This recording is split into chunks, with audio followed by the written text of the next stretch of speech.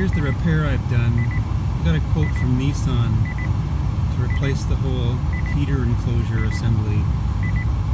It was $3,000 or $2,500 for the part and $1,000 labor. It'd be just shy of $4,000 to fix this. Should have been caught during the warranty period, but it wasn't. So what I did is I used some of this JB plastic weld and sealed up all the cracks in the bottom of the box. It seems to be holding. The AC's on full blast now, and with the condensate tube, let's pop it off. Hopefully you'll see water's coming out there into the condensate tube and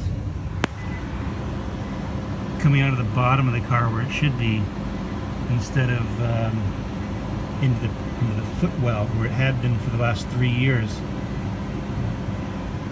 Anyway, hope this helps somebody else. Should have been repaired during the warranty period, but the previous owner, we've only owned this car for a few months. It's September of 2018. Came off warranty in July of 2018, 3-year warranty. I imagine that would have been a factory defect, but wasn't caught by the first owner and passed on to me, so it became my problem.